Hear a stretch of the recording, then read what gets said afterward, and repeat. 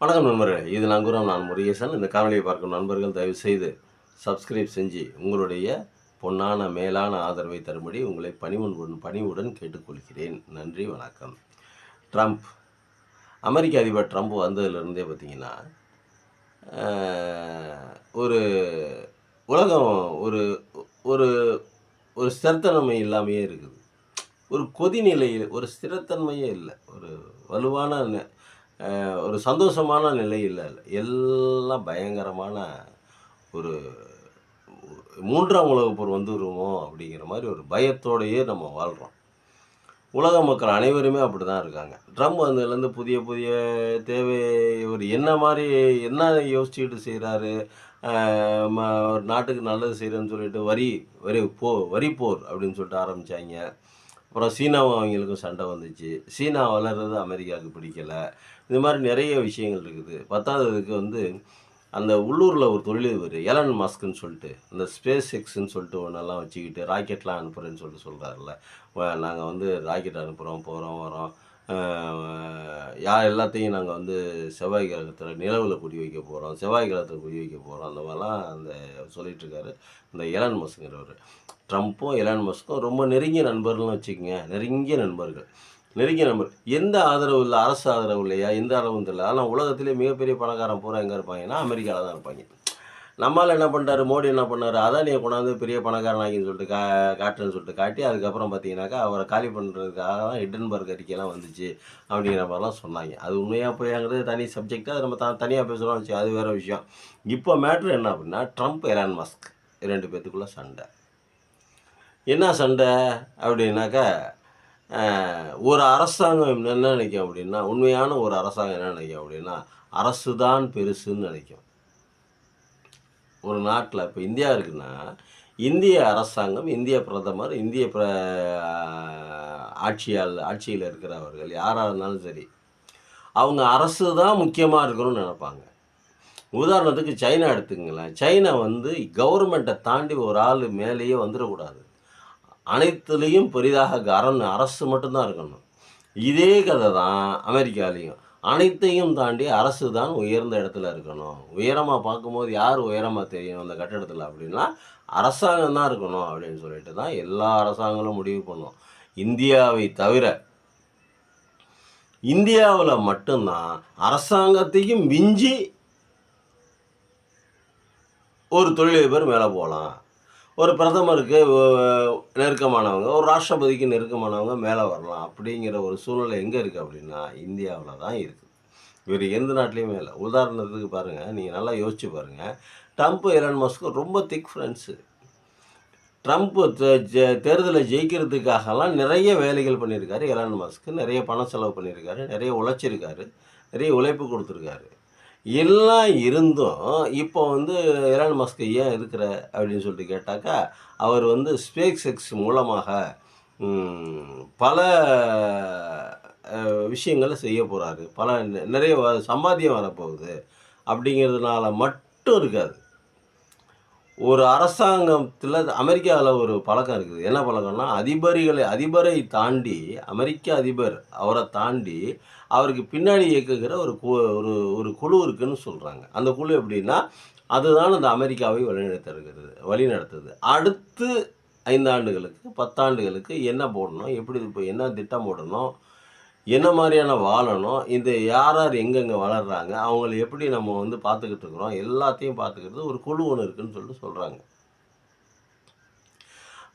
அவர் உளவு அமைப்பை கூட இருக்கலாம்னு வச்சுக்கங்களேன். அப்போ அந்த உளவு அமைப்பு என்ன பண்ணுது அப்படின்னா, பின்னால் இருந்துக்கிட்டு எலான் மஸ்கை பற்றி இல்லை. இப்போ நீங்கள் ஒரு சவுண்டு இல்லாமல் இதில் போய் தூக்குனாங்கல்ல. இப்போ மின்லேடனை போய் எப்படி போய் சைலண்ட்டாக இருக்கிற இடத்த கண்டுபிடிச்சி கரெக்டாக ஒரு ஸ்கெட்சு போட்டு தூக்குனாங்கல்ல. அந்த மாதிரி திறமை வாய்ந்த ஒரு நாடு தான் அமெரிக்கா. ஆனால் அது அமெரிக்காவை தாண்டி, அமெரிக்க அரசாங்கத்தை தாண்டி ஒரு தொழிலதிபரை யாரோ ஒருத்தர் வளர்வது கண்டிப்பாக ஒரு அரசாங்கத்துக்கு பிடிக்காது. இதே மாதிரி தான் சார்லி சாப்ளின்னு சொல்லிட்டு ஒரு மேதை இருந்தார். அவர் அப்படி தான் அமெரிக்கா காலி பண்ணிச்சு. சைனாவில் அலிபாபான்னு ஒரு குரூப் இருந்துச்சு. பெரிய குரூப் ஒன்று இருக்குது, செம பெருசு. அதுவும் அப்படி தான். அப்புறம் இந்த எவர் கிராண்டுன்னு சொல்லிட்டு ஒரு நிறுவனம் சைனாவில், அதுவும் அப்படி தான். சைனாவை தாண்டி வளர்ந்துடக்கூடாது, சைனா தான் பெருசு, அரசாங்கம் தான் பெருசு அப்படிங்கிற நிலை இருக்குது. நம்ம ஊரில் மட்டும்தான் கேடுகெட்ட கேவலமான ஒரு தொலைத்தொடர்பு துறை ஒரு தனியாருக்கு நம்மளுடைய ஃப்ரெண்டுக்கு கொடுக்குறோங்கிறதுக்காக வேண்டி பிஎஸ்என்எல்லை காலி பண்ணுவாங்க, பண்ணிட்டாங்க. தனியார் தொழில்தொடர்பு இருக்குது பார்த்தீங்களா, அந்த தொழில்தொடர்பு அவங்க நல்லா இருக்கணும். உதாரணத்துக்கு அம்பானி, பச்சையாக சொன்னால் அம்பானி தான் உலகத்துக்கு தெரிஞ்சு வச்சாச்சு. அப்புறம் ஏன் நம்ம வரப்பானே அம்பானியோடைய ஜியோ நிறுவனம் வளரணும் அப்படிங்கிறதுக்காக வேண்டி, லட்சுமி மிட்டலுடைய பாரதி ஏர்டெல் வளரணும் அப்படிங்கிறதுக்காக வேண்டி பிஎஸ்என்எல்லை காலி பண்ணிட்டாங்களா இல்லையா? இன்றைக்கி பிஎஸ்என்எல் நட்டத்தில் போய் இந்த ஒரு 6 மாத காலமாக 2 நிதியாண்டு காலமாக கொஞ்சம் ஒரு காலாண்டு 2 காலாண்டுன்னு நினைக்கிறேன். இந்த 2 காலாண்டில் 86 கோடியோ 250 கோடியோ ஏதோ ஒரு வருமானம் வந்திருக்குன்னு சொல்லிட்டு பிஎஸ்என்எல் ஓப்பனாக அறிவிச்சிருக்காங்க. சரி, ஒரு அரசாங்கம் தன்னுடைய அரசு நிறுவனத்தை தாண்டி இன்னொரு தனியாரை கொண்டு வந்து பெரிய ஆளாக்க முயற்சி பண்ணுமா? எந்த நாட்டிலையும் அது நடக்குதா? எல்லா நாட்டிலையும் ஒழிச்சிடுவாங்க. நம்ம நாட்டில் மட்டும்தான் நடக்கும். ஏரோப்ளேனை பூரா விற்றுருவாங்க. இந்தியன் ஏர்லைன்ஸு, ஏர் இந்தியா, இந்த அரசு துறை நிறுவனங்களை பூரா விற்றுருவாங்க. விற்றுட்டாங்க, முடிஞ்சு போச்சு. அதாவது ஜவஹர்லால் நேரு என்ன பண்ணார், டாட்டா கிட்ட இருந்த அந்த ஏரோப்ளேன் நிறுவனத்தை இந்தியாவினுடைய அரசுடைமையாக்குனார்.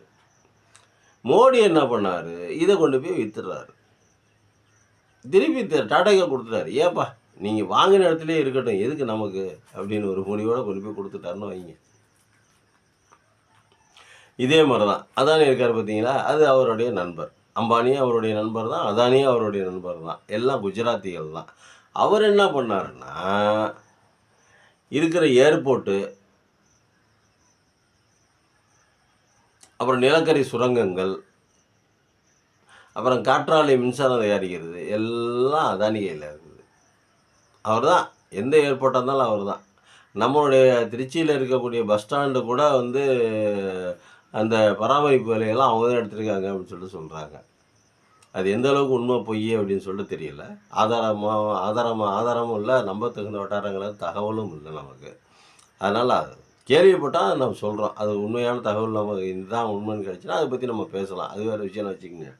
இந்த மாதிரி எதுக்கு இந்த ட்ரம்ப் எலான் மஸ்க் சொல்லணும் அப்படின்னா, இவர் வந்து அந்த அவருடைய வளர்ச்சியை தட்டி வைக்கிறாங்க, அமுக்கி வைக்கிறாங்க. அவருடைய நிறுவனங்களை, அவருடைய சொத்தை பாதுகாத்துக்கிட்டு இப்படியே இருந்துட்டாருன்னா பிரச்சனை இல்லை. இதுக்கு மேலே போனாருனாக்க அவர் பலவிதமான இன்னல்களை அனுபவிக்க வேண்டி வரும் அப்படிங்கிறது தான் அந்த அமெரிக்காவினுடைய இன்றைய நிலவரம் அப்படிங்கிறது தான் நான் நினைக்கிறேன். இது நம்மளுடைய கணிப்பு தான். இதுக்கு நம்மளை மீறியெல்லாம் நிபுணர்கள் நம்ம இருக்காங்க, நம்ம ஒரு சாதாரண ஒரு மனிதர், அதுக்கு சொல்கிறேன் நான்.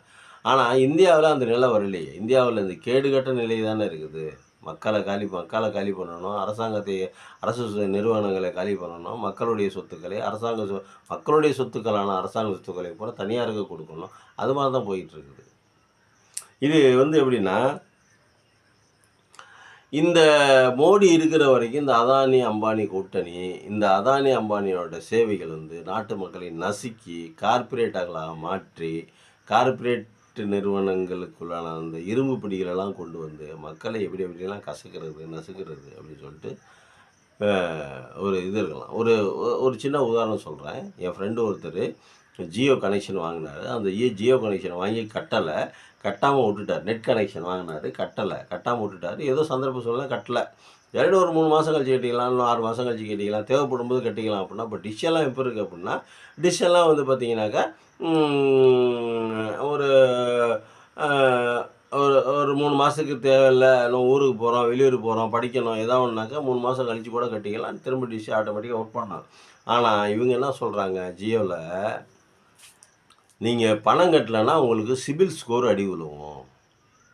அவன் கனெக்ஷனை கட் பண்ணிட்டாரு, 2 மாதம் ஆச்சு. ஆனால் திருப்பி ஃபோன் பண்ணி இது மாதிரி என்ன சமாச்சாரம் அப்படின்னு சொல்லிட்டு கேட்டால் அவங்களே ஃபோன் பண்ணுவாங்க. நம்ம என்னன்னு கேட்டால், நீங்கள் பணம் கட்டலைன்னா உங்களுக்கு சிபில் ஸ்கோர் அடி வாங்கும் அப்படின்னு சொல்கிறாங்க. இது ஒரு காணொலியை தனியாக பேச வேண்டியது. ஆனால் நம்ம பேசுவோம். இது எதுக்கு சொல்கிறோம் அப்படின்னா, ஒரு தனியார் நிறுவனம் எவ்வளோ தூரம் பெரிய ஆக்கிரமிப்பு பண்ணுது மக்களை அப்படின்னு சொல்லிட்டு நம்ம தெரிஞ்சுக்கிறதுக்காக ஒரு ஜஸ்ட் ஒரு விழிப்புணர்வு தான். நன்றி, வணக்கம்.